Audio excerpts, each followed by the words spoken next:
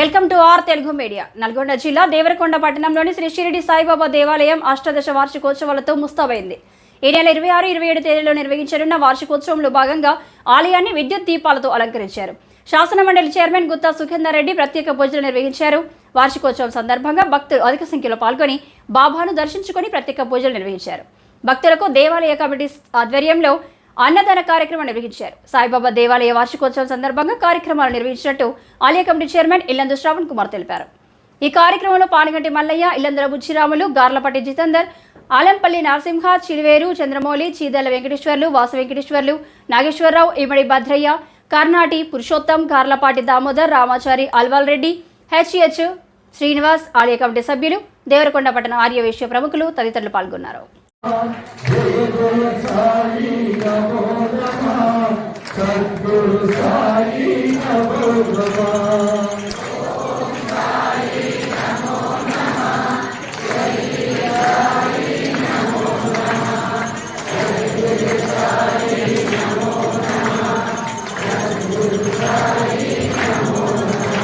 మొక్కుబడిగా కాకుండా మోక్షం వచ్చే విధంగా చెప్పండి. మనమంతా కూడా బాబా సన్నిధిలో ఉన్నాం. ఆయన 18వ వార్షిక మహోత్సవ కార్యక్రమాన్ని మనమంతా కన్నుల పండుగ జరుపుకుంటున్నాం. మరొకసారి ఓం సాయి నమో నమః, శ్రీ సాయి నమో నమః, జయ జయ సాయి నమో నమః, సద్గురు సాయి నమో నమః.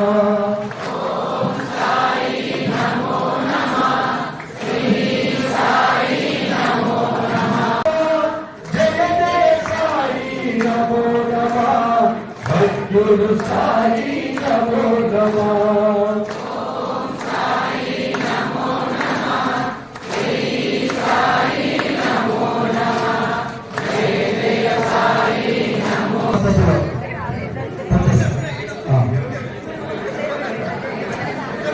క్రమ పద్ధతిలో రావాలి. పిల్లలు ఏర్పాటు చేసుకోండి. అందరూ వేయాలి.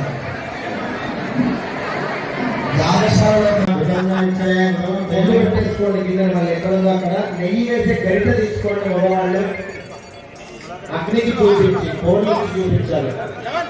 ఎందుకంటే దాన్ని శుద్ధి చేసుకున్నట్టున్నాయి. అగ్నితో కడుక్కుంటున్నాం.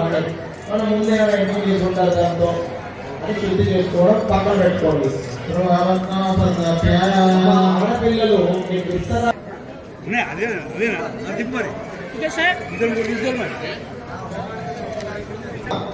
అడవిలో ఉన్న సమస్త జీవరాశులు బ్లెస్సింగ్స్ ఇస్తాయి. ఇప్పుడు మీకు అరే మానవుడు చూడ ఎంత గొప్పవాడు. ప్రకృతిని సమతుల్యం చేసి భగవంతుని తృప్తిపరిచి మనందరికీ ఇప్పుడు మనకేమైనా ఆరోగ్యం బాగాలేకపోతే హాస్పిటల్కి వెళ్తామండి. అడవిలో ఉన్న బల్లులు, తొండలు అన్నిటికీ ఇబ్బంది అయితే ఎక్కడికి వెళ్ళాలి? మనం చేసే యజ్ఞాన్ని తీసుకుని వాటికి ఆరోగ్యం బాగుంటుంది. సృష్టిలో ఉన్న అన్నింటికీ తృప్తిపరిచేది యజ్ఞము. అందుకని యజ్ఞం చేస్తే అన్ని బ్లెస్సింగ్స్ ఇస్తాయి.